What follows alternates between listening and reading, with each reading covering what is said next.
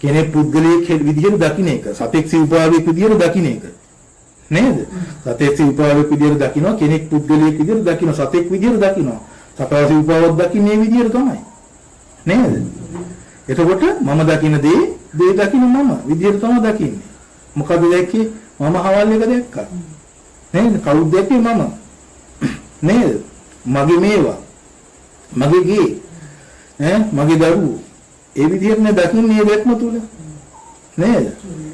දැන් මේ දැක්ම අතාරින්න ඉපෑ ඔන්න ඔකයි අතාරීම කියලා කියන්නේ. මොකද මේ දැක්ම නිසා අතෑරිලා යනවා ඒක. මේ දැක්මට ආපු ගමන් අර බාහිර දැක්ම අතෑරෙනවා. ඒතර සංසාරියකම හුරු වෙලා ආපු දැක්මෙන් මිදෙනවනේ. මුළු අනාදිමත් සංසාරය තුල හුරු වෙලා ආපු එක මිදෙන්න නම් වීර්යයක් තියෙන්න ඕනද නැද්ද? නේද? එතකොට දැක්ම ප්‍රබල වෙන්න ඕන නැද්ද? ඥානෙ ප්‍රබල වෙන්න ඕන නැද්ද?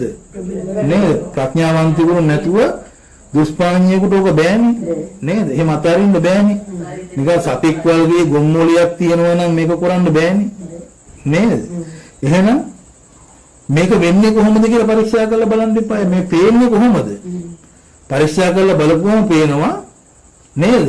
මේ හුරුවට මේ එළියෙන් මම දකින්නවා වගේ දැක්කට මම දකින්න දේවල් වගේ පෙවුනට දේවල් දකින්න මම වගේ දැක්කට නේද? මම දකින්න දේවල් දකින්න මම නේද? මගේ දේවල් වගේ පෙවුනට මගේ දේවල් වගේ හිතුනට මගේ දේවල් වගේ දැනුනට නේද? මේ බාහිර දේවල් ඍජුව පේනවා නෙමෙයි මේවා නේද?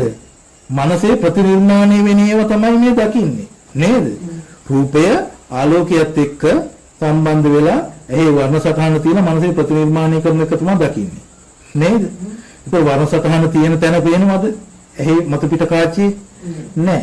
එහෙම නැත්නම් බාහිරික පේනවද කියලා අනුමානයෙන් පරීක්ෂා කරලා බලන්න. අනුමාන ඥානේ පරීක්ෂා කරලා බලන්න.